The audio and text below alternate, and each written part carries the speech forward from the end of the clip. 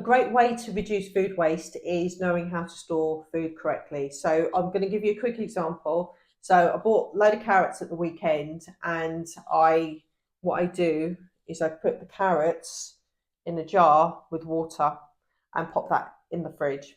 Now I've been doing this for a while, and the longest I've and they still stay crunchy as well, and that's why I do it. Obviously, because I don't want to end up throwing the carrots away and wasting them. So I've managed to get, I think, 2 weeks. The carrots have lasted 2 weeks and they're still crunchy. I change the water every week just to be on the safe side. Um, so it's about learning how to store your food correctly so it lasts longer and it's ready for when you need it. A lot of cleaning products we have nowadays have quite a few toxins in them, and there are going to be, if you have a look at some of the back of the products, it will say, not suitable for aquatic life or harmful to the environment and stuff like that. Just imagine what that does when it goes down the drain. Now opt for eco-friendly alternatives, or you can actually try and create some of your own.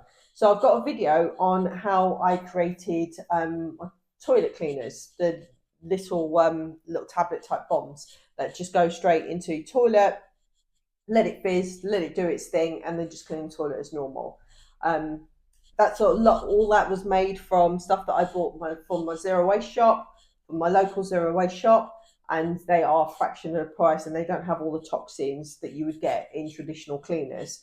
So have a look at possibly trying to create some of your own stuff, or have a look online and look for eco-friendly products that actually care about the environment.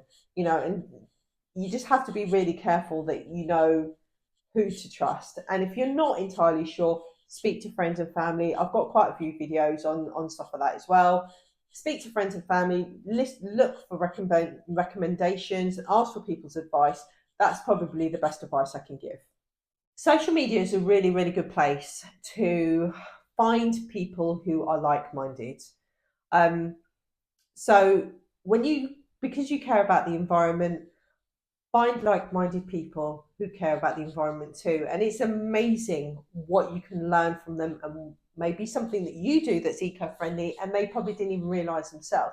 And it's just sharing this knowledge and talking about the things that you care about and the things that they care about and how it all lines together. So find like-minded people. A great little tip is ditching plastic scrubs and using loofahs instead, because loofahs can go straight into the composter, whereas obviously plastic scrubs can't. These are actually grown, and yeah, and they're quite easy. They're quite good to scrub with as well, and yeah, they can be composted when you don't need them anymore, when they've got it past its shelf life. Um, these are better for the environment.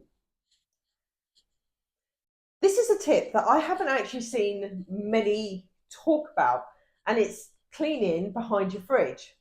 Now, I don't really look behind my fridge, and I don't think many people do. After a certain amount of time, the back of the fridge ends up becoming all dusty, and a lot of dust will gather behind the fridge. And what happens is that after a while, because of that dust gathering, it means that your fridge needs to work harder in order to do what it needs to do. So what I do is every 6 months I clean behind the fridge. So I just got like a feather duster or something like that. But do it obviously really gently. You don't want to damage your fridge, obviously. But yeah, every 6 months or so, just keep it dust free, and it just ensures that the appliance is working efficiently. So this is a really good tip to make sure you get your money's worth from product.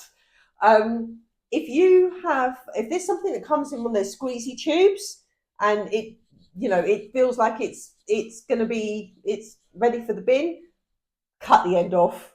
Get your money's worth out of that. If it means you can only just get one more, like for example, on toothpaste, if you can get one more bit for brushing your teeth, do it. Just do it. It doesn't take long for our shower heads to get all caked in limescale. But there are quite a few videos out there that show how you can actually clean your shower heads with vinegar, and you just leave them soak overnight. You put the vinegar in a bag, and then you put your shower head in it and leave it overnight. And I've done this quite a lot of times, and it's absolutely brilliant. It means that you can have like a proper shower again, which is quite nice, and it's not just like dribbling out. There's nothing wrong. There's nothing nice about it just trickling out. And sometimes you just want to have a decent shower.